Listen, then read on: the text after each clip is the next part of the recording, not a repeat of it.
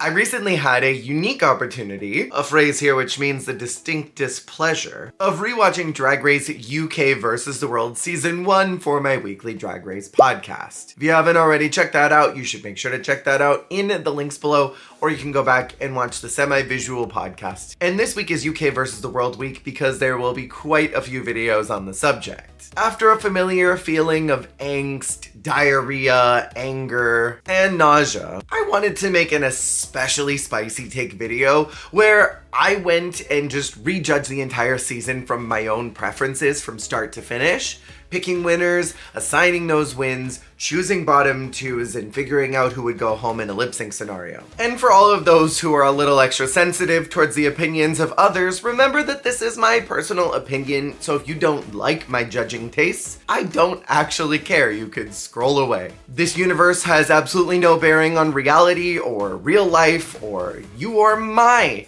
expectations of reality. So if you don't like it, please feel free to move on. Now I gotta say, in my fantasy, this would never have been the casting at all. I think a lot of it was miscast, and I think that overall it didn't represent the world. It was a little too small, which is not something I normally complain about. And I think overall, the bias here towards certain queens was very present and prevalent. I think asking these queens to choose people's names, people that they may only incidentally know because they shared the Drag Race brand, I think was a mistake and a misstep, and I think we see that in every iteration of Versus the World. I think the only successful one so far was Canada Versus the World 2 because they incorporated the Golden Beaver format. Therefore, it's really putting the control back in the hands of the queens who are up for elimination, rather than asking these contestants to make snap judgments about people that they probably only have known for a few days. Maybe didn't even watch their seasons. However, that's not the point at all of this video. We are here to rejudge this exact cast. If you want to know who I would have cast and if you want to know how that season may have gone, there are going to be 2 other videos this week, so keep an eye out for those. So here's how it's going to go down. We're keeping everything exactly how it was, except I'm going to be choosing only one winner, not a top 2.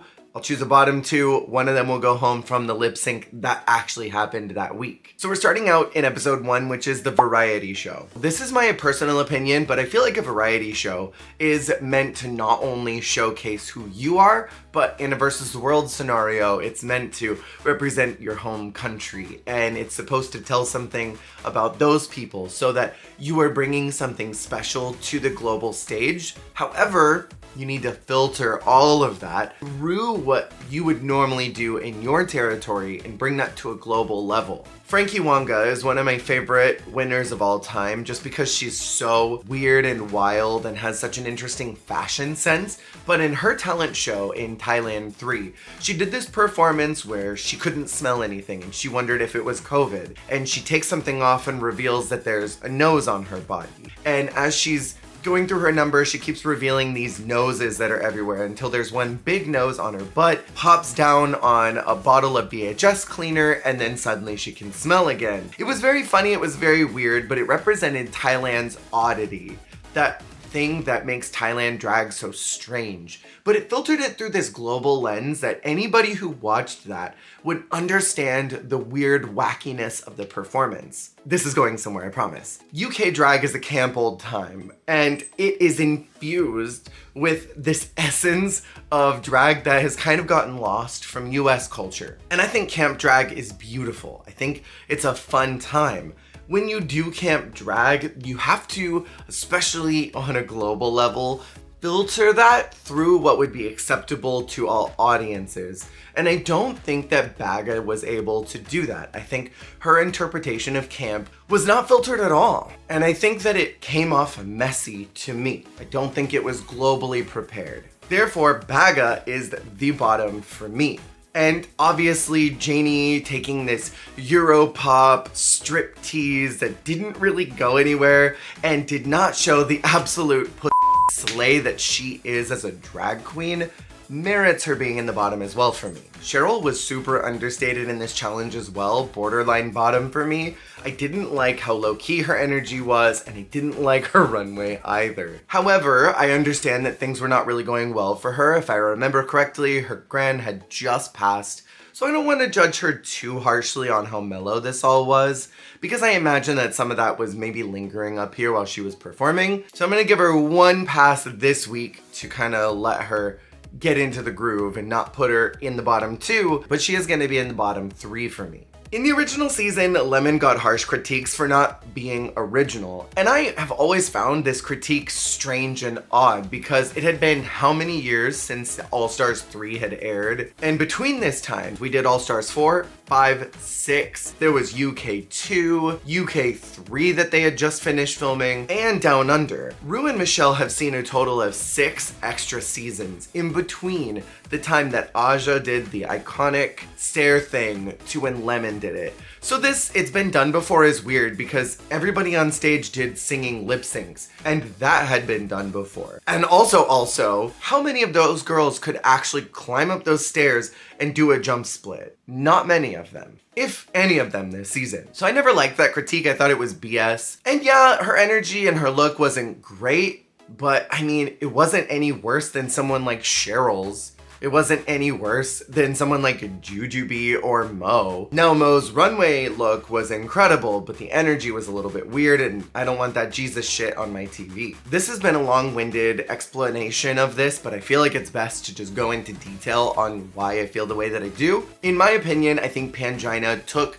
that weirdness of Thai drag, filtered it through a global level, and presented that really well. On the other hand, I feel like, me being a connoisseur of Drag Race Thailand Season 2, this number feels like it was written and choreographed for maybe Candy Cyanide. It does not feel like it was built with Pangina in mind, but I'm not mad at it. I think it had some of her good phrases from the show, like fight for your life. I think it showcased her as a TV personality, and I think this was a strong #1 performance. Now on the runway, I do think that Jimbo knocked her out of the park, but I really don't like that meat throwing performance, so it is not #1 for me. I know a lot of y'all resonate with Jimbo's drag, but I just didn't like that. It's a cringe level of hell that's similar to what Mayhem did with the ASMR thing in UK versus the World 2. The lip sync song is Say You'll Be There by the Spice Girls, and I think it's very obvious that Baga would go home to Janie, and so we are going to say goodbye to Bag of Chips. And I say that it's very obvious because Janie is a actually incredible lip syncer, has a lot of talents and skills that are kind of hidden under there. And what we saw of Baga lip syncing this season was mostly her throwing herself on the ground, doing her much better.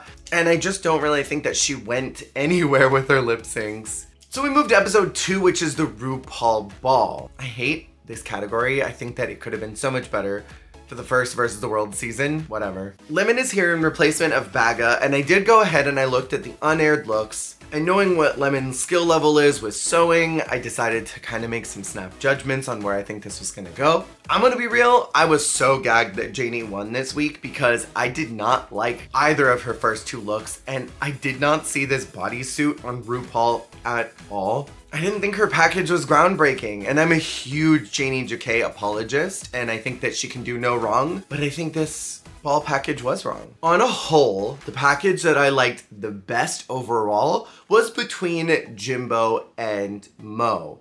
I liked Jimbo's final look for Ru the best, but I don't know if I liked the first 2 looks. I liked Mo's first 2 looks, and I didn't love the last one. It looked more Michelle to me, like 90s Michelle. And controversially, I loved Cheryl's first 2 looks, and I adored that 3rd look. I thought it looked very season 4 RuPaul. I think it looked very season 17 RuPaul. I could see Ru wearing that dress. The lines were clean, the construction was nice. I think the colors were pleasing in that kind of tacky way that Ru used to dress in older seasons, in my opinion. But for me, if you don't agree, that's fine. I said it was for me. Even though in my most delusional fantasy, I want to give it to Cheryl, and I want it to be known that I think that Cheryl should win that ball because I think that she banged it out compared to what Cheryl normally does in sewing challenges. I won't do that, even though I really want to. Ultimately, because I don't think that look was any more RuPaul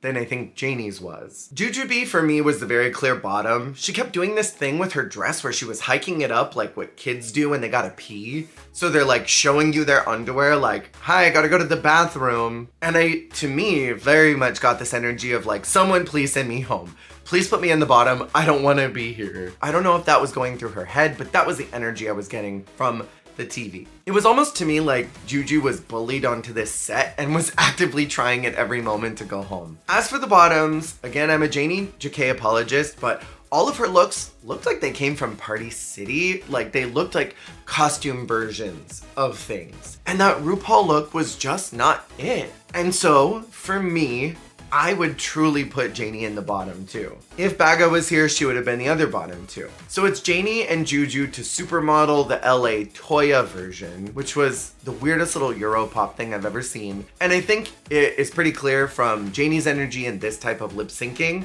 and what Juju's energy was overall in the competition, I think that Janie would have knocked out Juju and we would see her go away. I don't know if I said, but I would give the win this week to Mo. Then we move to episode 3, which is West End Wendy's. So with 2 of the original players knocked out in this position and 2 people who were not originally here in those, I'm gonna make a pretty big swing that Lemon would get the Liza character. That just kind of makes sense to me that Lemon would perform well in something like that. And I think that Cheryl would get the Tracy character. Both of them are great performers. They're able to connect with the role that they get quite well, and I see them both being high. And I think especially that Lemon would do great here. I think she would be clamoring to try and break through to the judges by this point. With only a few episodes left, I think she would be more cognizant of, I gotta push harder. But in my opinion, Janie did the most for what I think was kind of a bummer role in this musical. She was capturing more than just a role or a spirit. She was capturing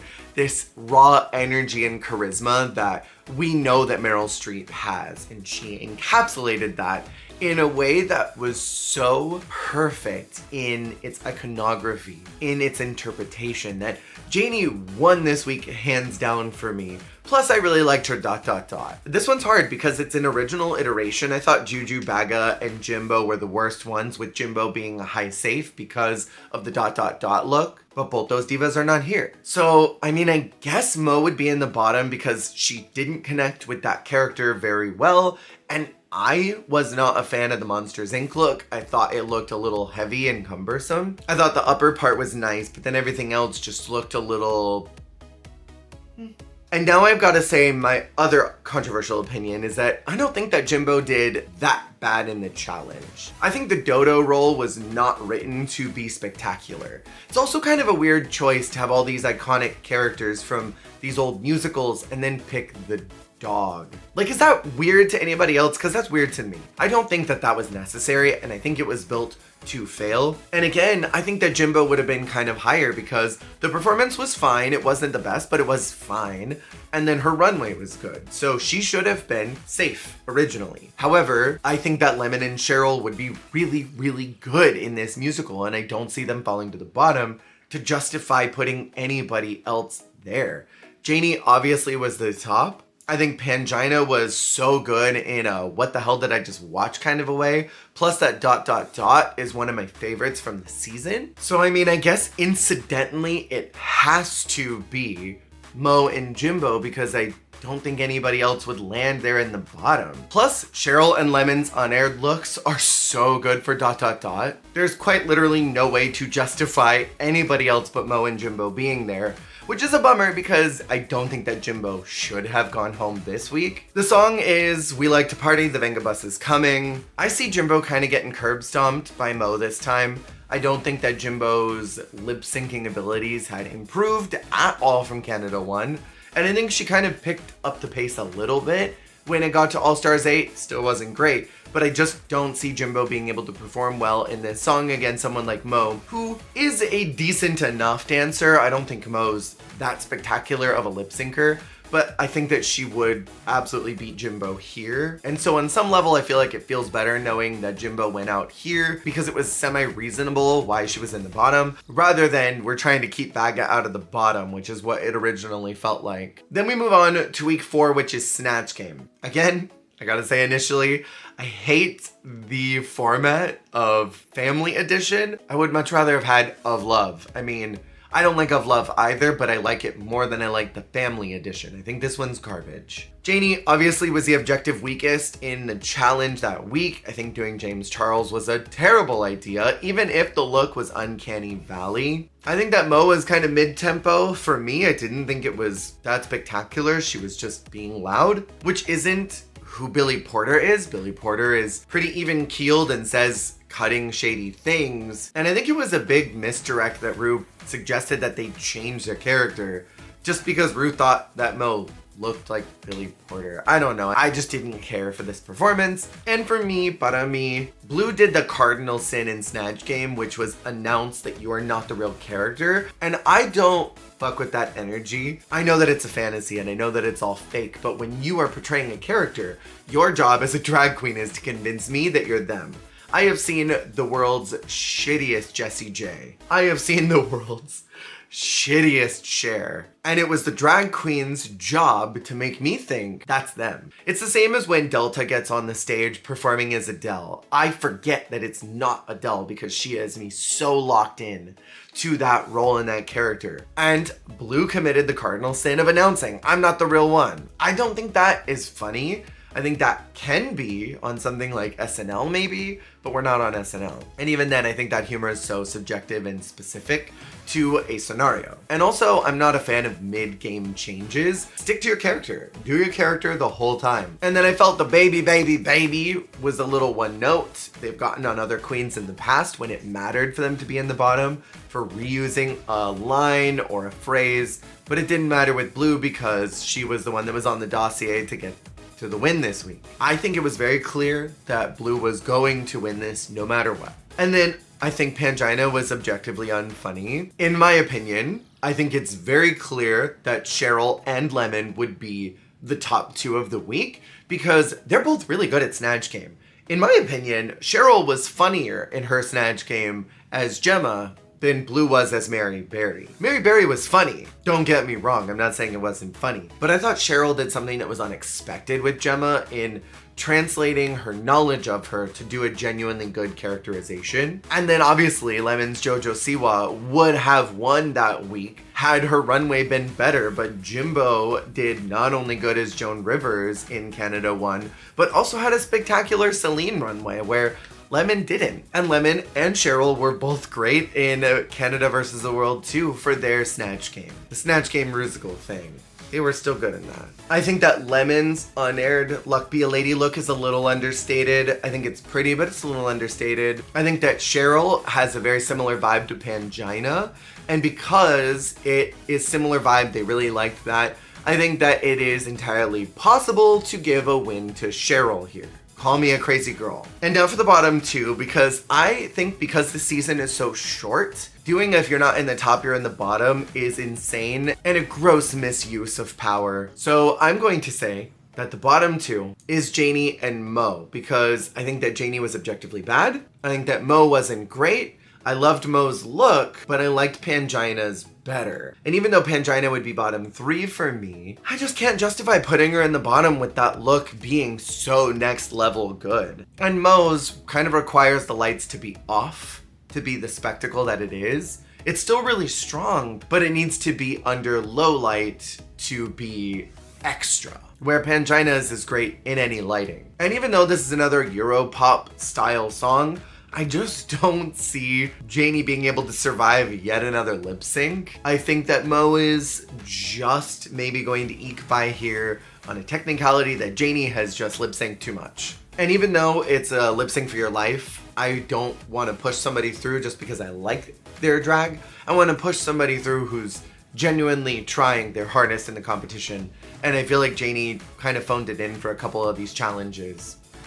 Then we move to episode 5, the semifinals. This is a lyric writing challenge, and Mo honestly killed it. This was Mo's week. I think that Lemon would probably be one of the most interesting to listen to and would give Mo a run for their money because Lemon is the premier rapstress, and Mo's being so different from everyone else is what set her apart and gave her that win, where Lemon would also be doing something a little bit different and I think would stand out. So it'd be kind of hard to choose between the two of them. And looking at the unaired looks, Lemon's is really understated yet again, and I don't think I can justify giving her the win when Mo looked like an art installation. And I truly think that Pangina would have killed it. And her work of art look is stunning. By circumstance, Blue is the clear bottom for me because I think that she just didn't connect with the song in the same way some of the others did, and I think her work of art was fun, but maybe it was a little bulky in comparison to what we normally see from Blue. And I think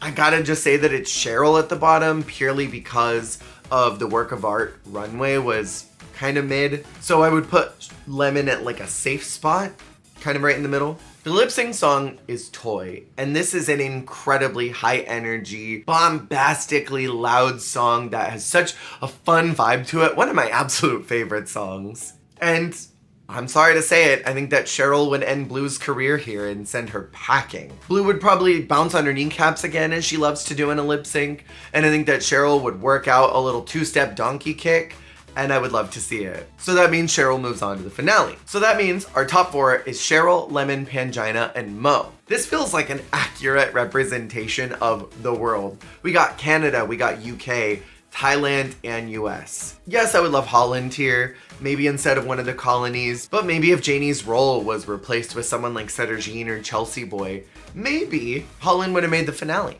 Hell, even My Little Pony or Akita. So for the lip syncs, I'm just making broad swings here, and I'm just gonna say Cheryl and Mo end up together for Domino, and that leaves Lemon and Pangina for the Reflex. I see Mo winning Domino, and I see Pangina winning the Reflex. Don't shoot the messenger, this is my preference. And so the finale is Mo versus Pangina to Supernova. What a good song this was, by the way. In my opinion, I do think that Pangina would win this. I think it is very clear to a lot of people that this season was either Pangina, Jimbo, or Janie's season, but production was on its own little journey of exploration and sabotaged them at every route and protected 2 contestants who probably shouldn't have made it to the finale. I won't say who. Just going back a little bit and sidestepping for a moment, let's say I pushed through Janie into the finale and knocked out Mo at the Snatch Game. I think that Janie would have sent home Blue in the following week lip sync because I do think that Janie was bottom. I think that Cheryl would have probably been escalated to a safe position. And that's only if I wanted to push someone through lip sync after lip sync after lip sync, give them a little George's run. And then truly, I think that Pangina and Janie would have been the top 2 because I think that